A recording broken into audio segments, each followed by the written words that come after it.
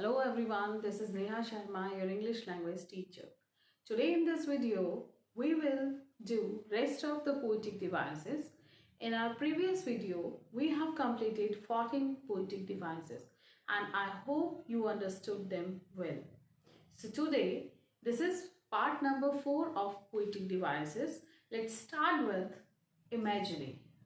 This is number 15, imagery. So what is imagery, students? Imagery is something which is associated with the mental picture. When we, it is something like that when we create. Suppose I'll say you, when you were roaming in the rose garden.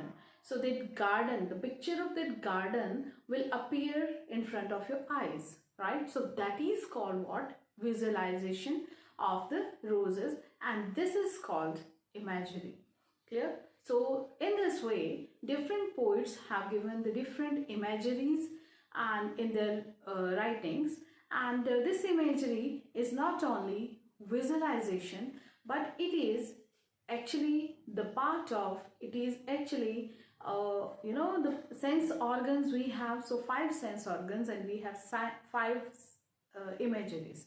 So let's see and understand that with the help of examples. I hope you will understand it better and you will not forget actually that in your life. So let's talk the imagery. The word imagery is associated with the mental picture. Clear? This is what? This is very important. Or the basic definition is imagery means to use figurative language to represent objects, actions and ideas in such a way that it appeals to our physical sense. Or it is not necessary every time that humans' physical awareness that will be, that may be a scene of a field, that may be anything, okay, any natural scene also that may be there. Let's understand with the help of some examples. It was dark and dim forest. Okay, so it was dark and dim forest. Here you will visualize that we are talking about a forest which was dark and dim. So that that picture that will appear in front of your eyes, that how the scene can be over there. So it was dark and dim, right? This you have visualized, you have pictured that image in your that is what I have said here, that is what mental makeup or something, that is a mental picture you have created here. So the dark and dim, you have picturized that what could be the scene of that particular forest. Clear? Second example is the children were screaming and shouting in the fields. So screaming and shouting, here it is something related to scream and shout, right? So it is something you cannot see that screaming and shouting, but you can listen that. So that you will visualize that children were that you will create the picture in your mind that the children were screaming and shouting. So this is something related to the auditory sense, right? You can listen, you can hear that. Here you can see that, you can visualize that, but here you can listen that. So this is auditory. Second one is he whiffed the aroma of coffee. So coffee and the aroma of something, he whiffed an aroma. Both are the things which we can smell actually. Clear? So these are related to our smell, means that sense organs were smelling, right? So this whiffed aroma, this is what? Something which we can smell.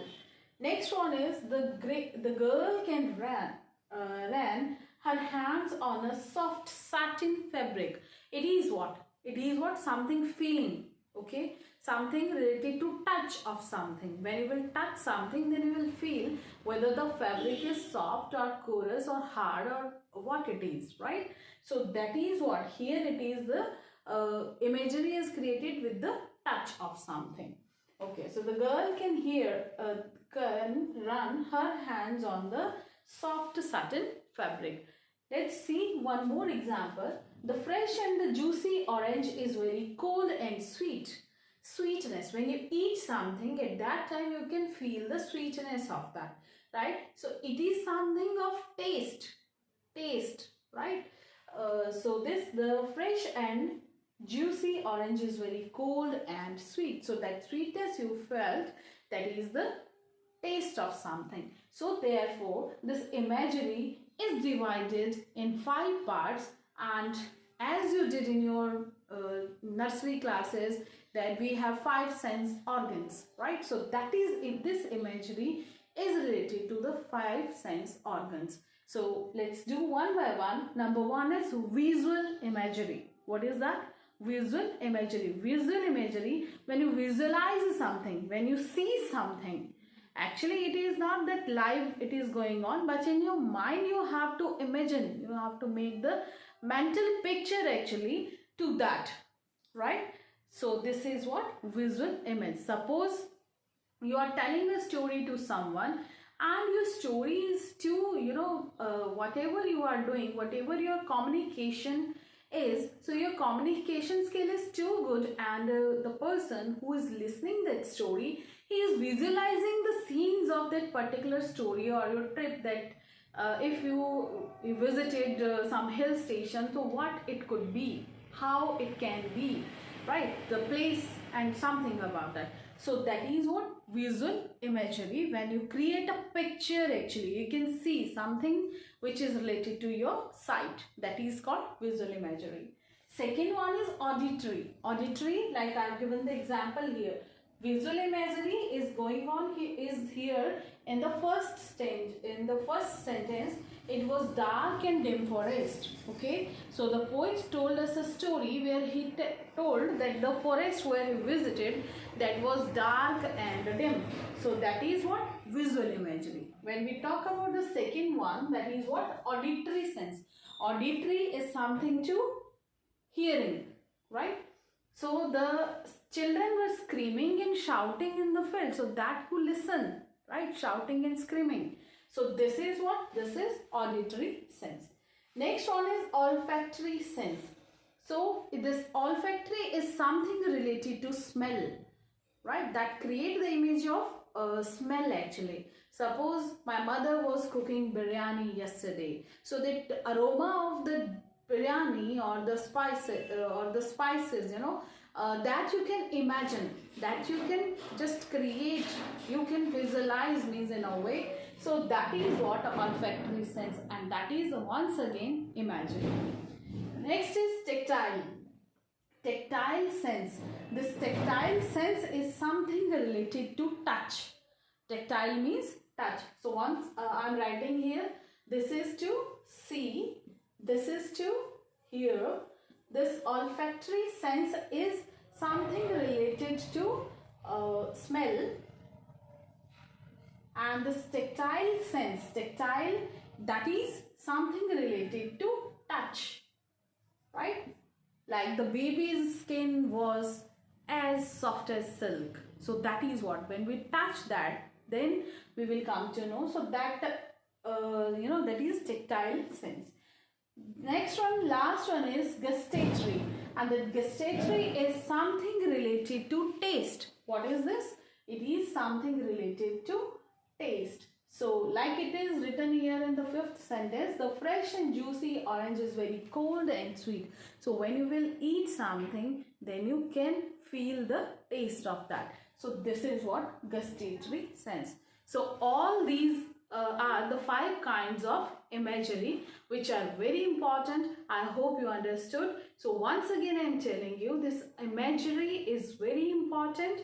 This is there in many of your poems, and this imagery is what? This is associated with the mental picture of the human being. When you can create, when you can feel, or you can create that particular scene in front of your eyes, that this is going on here. Clear? So dear students, next poetic device with us is pun. So pun is actually what? It means playing with words. Okay, and it is something like when the homophones are used in the sentences. And what are the homophones? Which are, may have the different spelling, but the meaning is also different, and those type of words when are used actually in a sentence or in a line or in a text, those words are known as pun. So let's see what is the definition. A pun is a poetic device that is also known as play on words, right? Pun involves words with similar sound but their meanings are different. So this is very important. Clear? Let's see with the help of the example. If I'll say the tallest building in our city is the library. Why? Because there are many, because it has many stories. But that stories represent to what? S-T-R-O-I-E-S. What is that? That stories represent to the story books. Actually, the story is here a pun. The tallest building in the town is the library. It has thousands of stories, right? So this is what stories is creating a pun here. Means the word and that story also, which is for the building, that is actually having, that is also pronounced as story. But here this is stories, right? This is the stories which are written in the books. So this is creating a pun here, right? To fun with words. Next is, why are fish so smart? Because they live in schools. So these schools is what? Have you seen fish in school? No. Do they go to school? No, they do not study. But when we recall the collective nouns, fish, a school of fish, right? So this school is that one that is a collective noun. Fish lives in a school, the school of fish, right? Collective noun is being used here, but the fish, they do not go to school, right? Where we study. So this is once again the pun, playing with words. Next is, the cyclist was too tired to win the race. Now, when you see the cyclist was too tired to win the race, it is what? If you speak, you will not see the spelling here. What is written? Here I written, the cyclist was too tired. If I'll say too tired, means he was enough tired that he could not go ahead, right? So that would be T-O-O-2. Clear? But I am saying here the cyclist was too tired. T-W-O. T-W-O. Too tired means the cycle. I am talking about the wheels of the tires here, right? So I am actually describing here the cycle with the two tires. So this, the cyclist was too tired to win the race is once again a pun. Because if I'll say that he was that much tired that he could not go ahead, so here it would be T-O-O, too tired, right? So this 2 T-W-O-2 is describing the cycle which is having two tires. So that is what pun. Just take the screenshot of this, note down in your notebook and try to get more puns in your textbooks and the newspaper, whatever you study. And then we will do the next one, that is synecdoche. Synecdoche is very interesting one. So it is a figure of speech in which a part of something is used to signify the whole or vice versa. It is something like that when we talk about a small thing to describe the whole thing, right? Suppose I'll say you that the man is struggling for bread. So that bread is what? That bread means that is not every time we have to eat only we will live, we will get the bread only, right? We need all the basic necessity to live, amenities to live. So that bread I have used, that is a small word, and that I have used to describe the basic necessities or the basic amenities of the life, right? So that is what written here. It is a figure of speech in which a part of something is used to signify the whole, right? Or vice versa. It may be opposite. See, boots on the ground. This is used for the soldiers. Boots on the ground. If we don't want to say that all the soldiers were there, so this is what boots on the ground is used to describe the soldiers. Stars and the strips. Stars and the strips are there in the flag of England. So that is what stars and the strip we have written here, and we are not using that the flag of England. Green thumb. Green thumb is a person who is very skilled in growing the flowers and all that, in gardening you may say. So we are not using this boy is has a great skill of gardening. So instead of that we are using here green thumb or green finger also you may use. Behind bars. Behind bars means the person was behind the jail. He was jailed actually. But here I have used behind bars. Twinkle toes. Twinkle toes. You must have listened. Twinkling stars or twinkle means what? To twinkle, right? So here it is. Twinkle toes is used for dancers. Twinkle toes. The White House. This is the White House is for the administration of US, right? This word is used for that, the White House. New wheels. Suppose someone has got the new car, so we will say your new wheel is very fantastic. So this new wheels what? This is for new car. Threads. Threads is used to describe clothes actually, right? Tickle and ivories. Tickle the ivories. Ivories are the tusk of the elephant, right? So tickle the ivories. Tickle the ivories. This is means playing the piano. Tickle the ivories. Next is pearly gates. Pearly gates is used for heaven, right? The doors of heaven. Like so that is pearly gates. So this pearly gate is used for heaven. So these all are some of the expressions which can be used as synecdoche. Okay? I hope you understood this. Please take the screenshot, note it down, and let's come to the next one, that is the 18th. But first take the screenshot of both 16th and 17th, and then we will do the next one. So now we have to do the last poetic device of today, that is allusion. Allusion is what? A reference or suggestion to a historical or a well-known person or a thing. Okay, it may be a cartoon, it may be a character in the tales, it may be anything, but you have to give the reference of that particular person, place or thing, right? If that is written, so that will be allusion. Let's understand with the help of examples. He picked the bow like Lord Rama and broke into two pieces. Now, whose reference we have given? We have given reference of Lord Rama here, right? So this Lord Rama is a reference of a particular person, or that's a of God, Lord Rama. So this is what? Allusion. Clear? Next one. Is there any Einstein in your class? Is there any Einstein in your class? So we have given the name of Einstein here.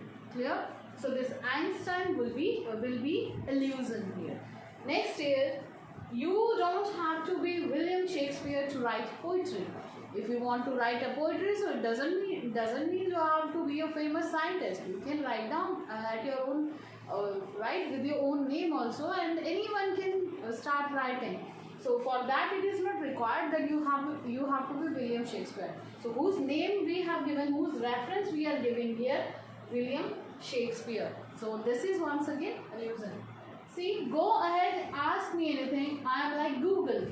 So it's what? It's Google. Clear? So this Google, the reference of Google we have taken here. She speaks like Mickey Mouse.